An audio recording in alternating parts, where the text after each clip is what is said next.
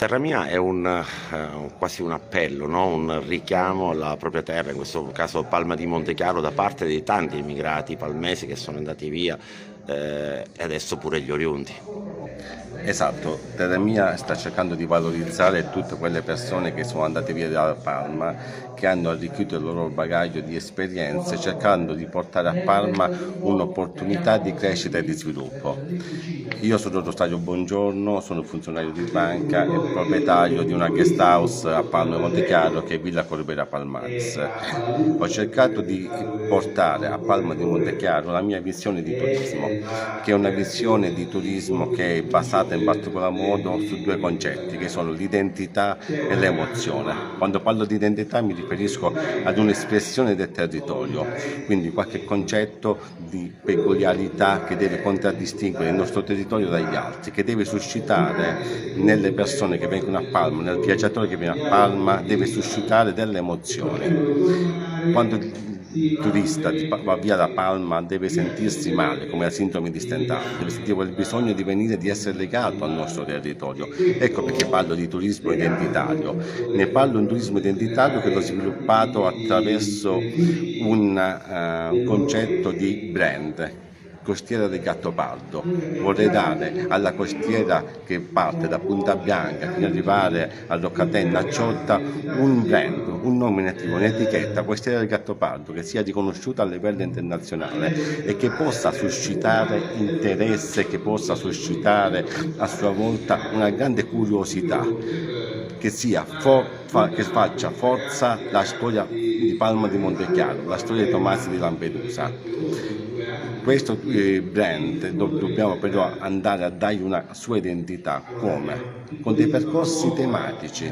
Oggi l'offerta turistica deve essere ampia, deve abbracciare a 360 gradi tutti i turisti. Ecco perché ho individuato tre percorsi: il percorso religioso, il percorso naturalistico e il percorso monumentale e storico, in modo tale che possiamo abbracciare tutti i turisti che si devono trovare a Palma non per un turismo mordi e fuggi, ma per un turismo stanziale. L'idea di questa manifestazione è quella di collegare il patrimonio che c'è all'estero con quello che abbiamo perso noi quando se ne sono andati via. Ne stiamo parlando nel corso di questo convegno proprio per mettere a fuoco come la gente che se ne va o per motivi di lavoro, per motivi di studio o per altri motivi perché vuole emergere, in un certo modo porterebbe qui da noi una ricchezza che altrimenti sta spendendo all'estero.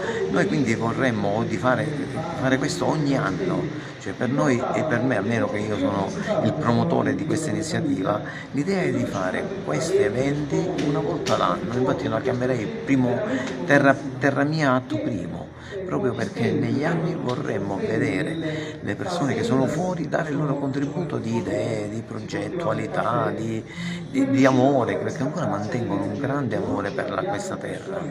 Questo è il E in grande. questo senso, secondo lei, l'amministrazione Castellino sta lavorando egregiamente? Non posso dare i numeri perché sinceramente non vedo un movimento proprio specifico. Magari sotto sotto qualcosa la sta facendo, ma non è visibile. Questa è la cosa che diciamo dispiace, che la visibilità non c'è e invece si vorrebbe che ci fosse una maggiore visibilità.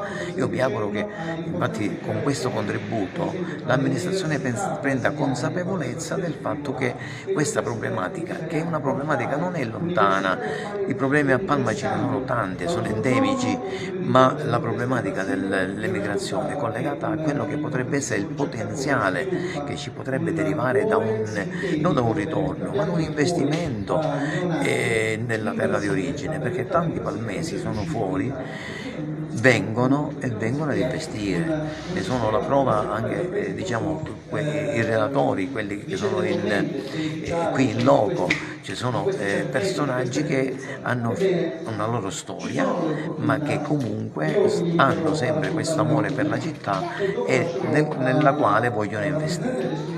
Lei è palmese, si è trasferito in Brasile, dove ha lanciato una grossa società a livello finanziario, però ecco, terra mia è terra mia. Sì, certamente, sono Salvatore Milanese, da 25 anni in Brasile, ma ho trascorso altri anni fuori dalla mia terra. E sono legato alla mia terra per le emozioni, i profumi, gli affetti, la cultura, tutte queste cose ovunque andiamo ci mancano. Noi italiani siamo, secondo me, molto legati a quello che è il DNA della nostra terra. Si parla proprio di terra e io mi riferisco a questo come il sale della vita.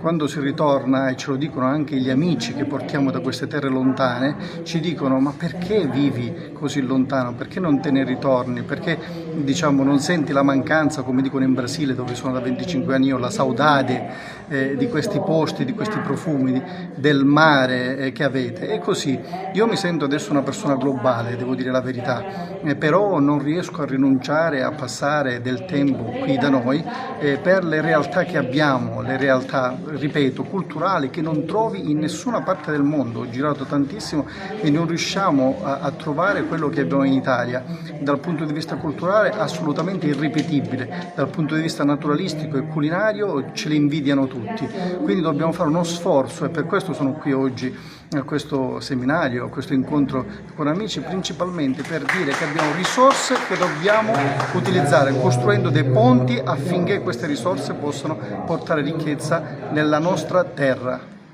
Una curiosità, in Brasile quando si parla del Gattopardo, ecco, Tomasi di Lampedusa sono conosciuti. Poco conosciuto, l'Istituto Italiano di Cultura cerca di portare questi nomi, questa cultura, però si deve fare molto di più. Abbiamo in questo seminario sentito per esempio un professore illustre della LUISS, il professor Raffaele Marchetti, che diceva che ponti si costruiscono a partire dalla cultura e loro alla LUISS per esempio stanno cercando di portare studenti brasiliani in Italia e viceversa, perché attraverso la formazione delle persone si alimenta l'interesse culturale e questi ponti. Vice Sindaco, si parla di turismo a Palma di Montechiaro che ha tutte le qualità per diventare una città a vocazione turistica al 100% e anche di più.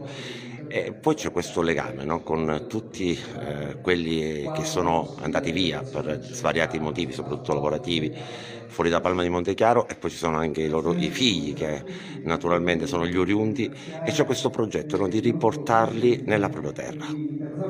Sicuramente è un progetto interessantissimo e questa giornata oggi pone proprio al centro dell'attenzione questa tematica sul ritorno alla propria terra, alle proprie radici, questo richiamo irresistibile di ritornare nella propria terra di origini. Palma ha vissuto questo tema dei migranti all'estero fin dagli anni 70, ma io concretamente devo dire che sono state molto le persone che comunque hanno avuto questo senso di amore per la propria terra e sono ritornati dall'estero, investendo anche grandi imprenditori che dopo anni di sacrificio all'estero costruivano qui, ritornando a Palma nella propria terra e investendo in cerca proprio di rivivere quella identità perduta,